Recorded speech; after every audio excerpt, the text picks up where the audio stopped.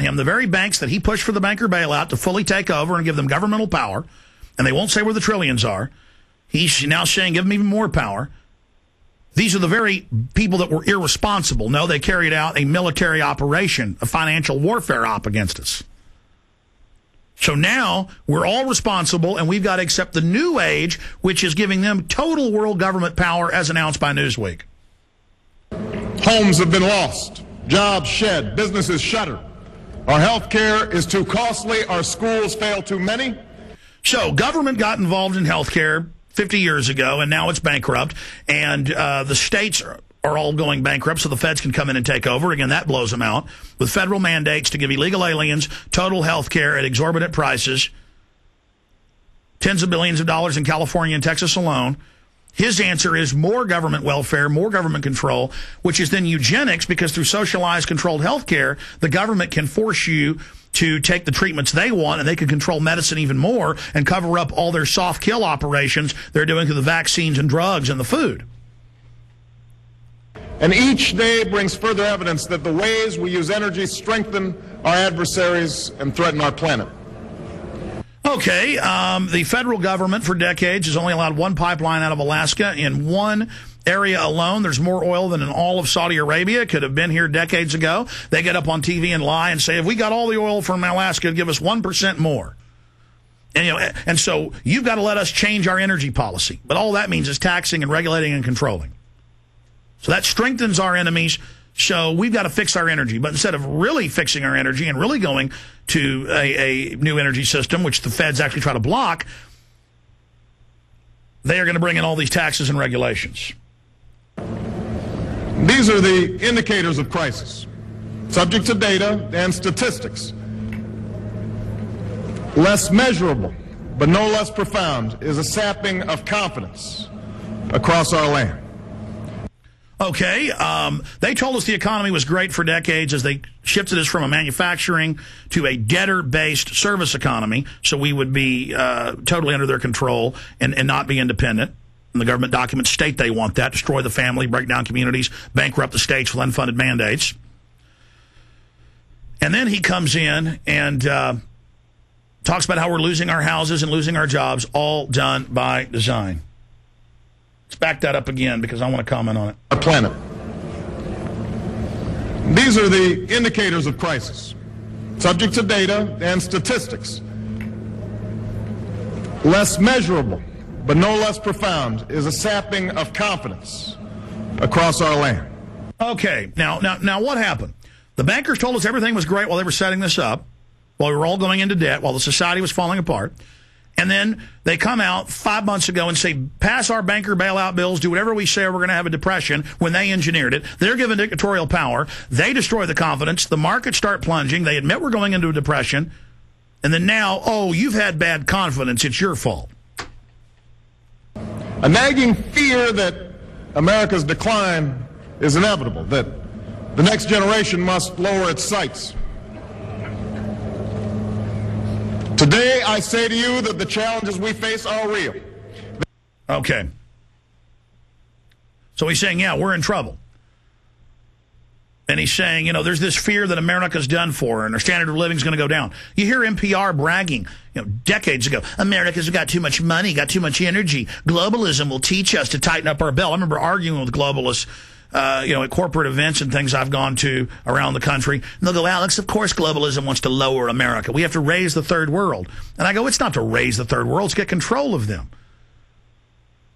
So see, they're the ones, the Club of Rome, CFR, all of them, that in their own policy reports say they wanted to deindustrialize us so they could socialize us, get control of us, destroy the middle class, disarm us, domesticate us, use Americans as an engine for global domination, as a military district where they get their Hessian mercenaries. So again, here is Obama laying out this plan that will save us when they are the very people that have engineered all this.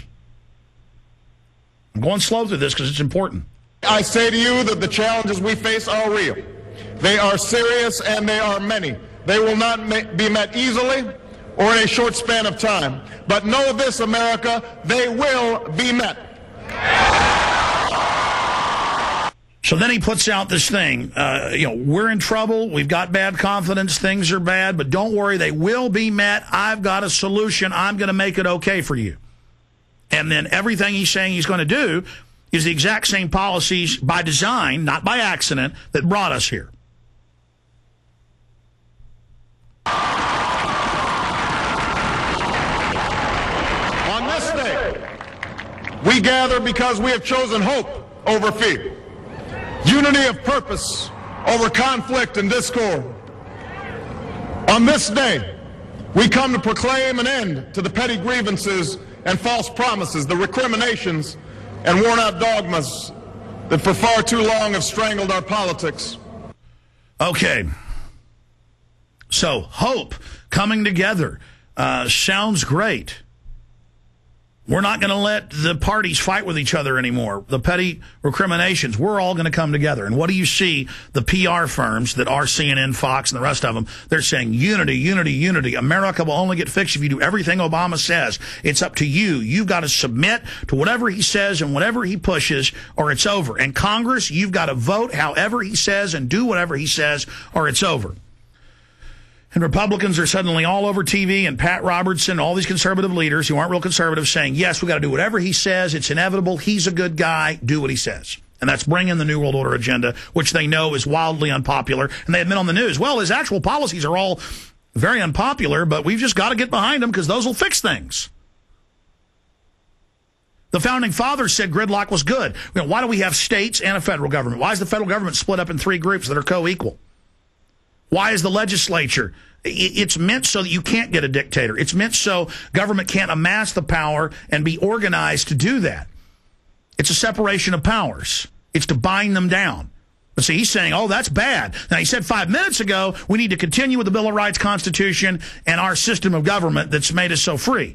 Now, though, he's coming in and saying things that are diametrically opposed to that. And any time in history, when you see media and culture in unison, and the comic books and music and TV and the Hollywood stars saying we got to do whatever this guy says. He is the Messiah. He is the world king. This is a coronation of a king. He can do it. He can fix it. Anytime that happens, it's Hitler, Stalin, Mao. And even the Washington Post admits this is all very fascistic. But they say that's okay because it'll save us. We remain a young nation, but in the words of Scripture, the time has come to set aside childish things. Okay, everything there he just said is a lie. The United States is now older than the Roman Republic when it fell. The United States is the oldest continuing government system in the world. 235 years old. It's the oldest, 1776. 230 plus years old. It is the oldest government, continually operating government in history. Another lie. Then he quotes Scripture to manipulate people religiously. There's another point I wanted to make. I got to back it up even more. Petty grievances and false promises, the recriminations and worn-out dogmas. The false promises? This guy's flip-flopped on everything he said. That for far too long have strangled our politics. We remain a young nation, but in the words of Scripture, the time has come to set aside childish things. I'm for the old, but we can't have gridlock anymore, separation of powers, and it's time to stop being children. America, that was old stuff. That was childlike. Now we're going forward with the new thing. We're adults now. I'm your daddy. I'm government 2.0. I'm president of the world. Time has come to reaffirm our enduring spirit, to choose our better history, to carry forward that precious gift, that noble idea passed on from generation to generation, the God-given promise that all are equal, all are free, and... Yeah, that's right. All are equal, all are free, while people are being arrested for spanking their children when there's not even a law in charge under the Patriot Act for terrorism. That's in the Los Angeles Times. When people are being arrested for arguing and charged as terrorists for arguing with a stewardess. When the drug war is getting bigger every day. When they're building more prisons. When Obama says he's going along with the Patriot Act and all the rest of it.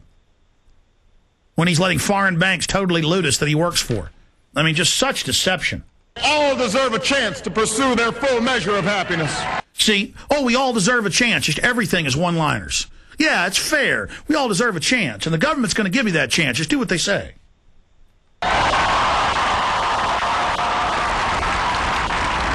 And look at those people. 2 million of them. In reaffirming the greatness of our nation, we understand that greatness is never a given. It must be earned. Our journey has never been one of shortcuts or settling for